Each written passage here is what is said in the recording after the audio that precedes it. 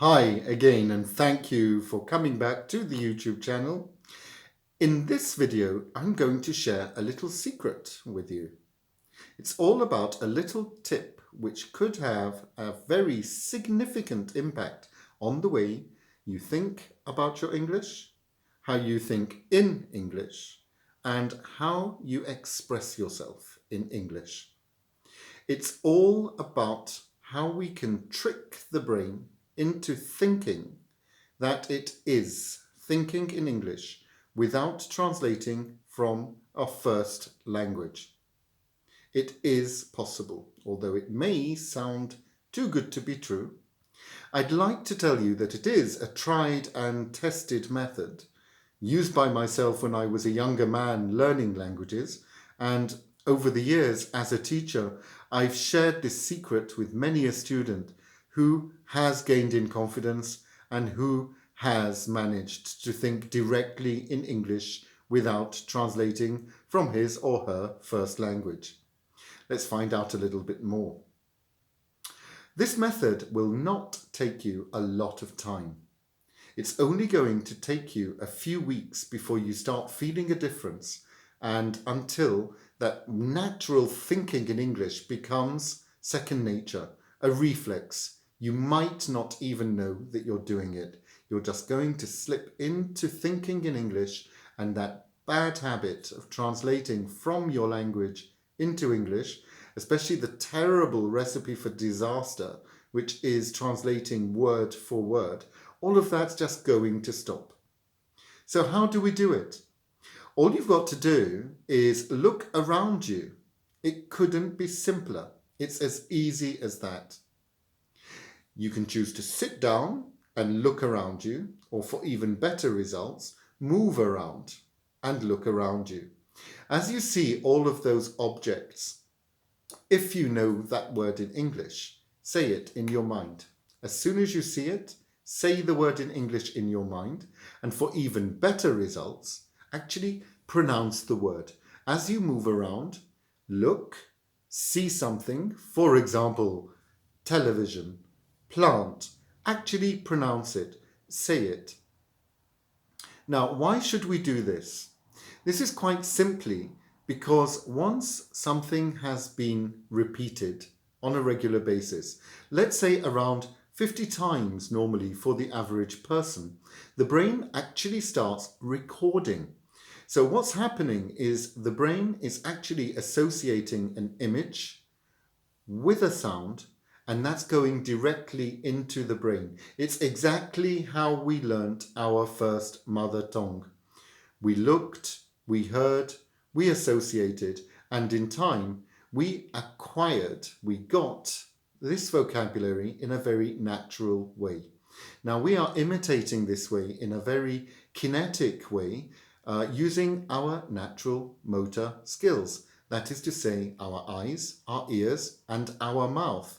It's very different to learning that same old vocabulary list where we have a list of 20, 30 words in English, and opposite you have the translation into another language. That's old school. That's the old way, and that is also why a lot of learners have developed the reflex to think that it's okay to think first in the mother language and then simply translate into English. That's not always going to work, and as said before, this can sometimes be a recipe for disaster. Different languages, thankfully, are different in their structures, in their way of expression, even in vocabulary. In yesterday's video, I tried to play around with the idea of holding an apple. Now, in English, you would actually say an apple. But even there's a grammar difference. If you take some European languages, you can translate an apple into une pomme, una manzana. But as soon as you get to a language like Maltese, which is classed as a Semitic language, we don't have a word for a or an. So if you look at an apple as a Maltese person, you would just say tufeha. And if you want to translate back tufeha and translate that into English, you're going to say apple.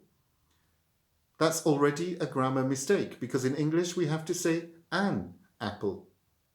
See what I mean? So you go on walking around, looking at objects and pronouncing the word as soon as you see it. If you do this for 3 to 5 minutes, about 3 or 4 times a day at different times, you will already start feeling a difference after a couple of weeks. Then you're ready for the next step. The next step is that you're going to do exactly the same thing, but you can construct very simple sentences. So let's take that apple from just before. An apple is on the table. Very simple words. You would know these words in English, and as long as you are looking at that apple, which is on the table, and you are using the structure of your sentence, for example, an apple is on the table, then you're already repeating something which will ultimately be recorded in the brain once it has been heard about 50 times. It's simple. What is going to make you go on?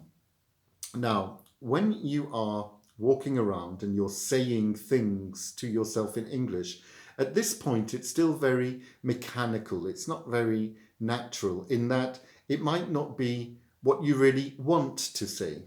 It's what you can see, and you are speaking to yourself and to your brain about what you can see. But in so doing, your brain is releasing all of those happy chemicals, the dopamine, which is actually starting to motivate you. It's giving you that feel-good factor that you could have while you've been working out at the gym and you're all pumped up and you're all motivated and raring to go. When the brain is happy and when you feel happy that you're doing something, that you're getting somewhere, you're making progress, this is actually going to give you a push. And in practicing these exercises, which will trick the brain into thinking that it is thinking in English, this will just become a natural reflex when you least expect it. So if you began using this system, incorporating it into your daily schedule now, within a couple of weeks, let's say 8 to 10 weeks, one day you will realize that you've just started thinking in English automatically, because the first stage is tricking the brain into thinking that it's thinking in English, but then very naturally the brain does actually start thinking in English. As I said, it's a tried and tested method. It doesn't take you very long, and within 2 months you could start thinking directly in English, and that frustrating habit of having to translate from your first language into English is just going to disappear. Give us your comments and let us know how it is working for you. Please write your comments in the comments box below, and if you have found this useful of use, and if you think that your friends could benefit from it too, feel free to share the link. Join us on our main Facebook page, which has the same name, Expert English Language Training, and you can even catch us on Instagram at Expert Language. We look forward to hearing from you. Keep those motivation levels high, and please give this a try. See if it works for you. It has worked for many students over the years, and you are no exception. You can do this. All the best and catch you later. Bye-bye.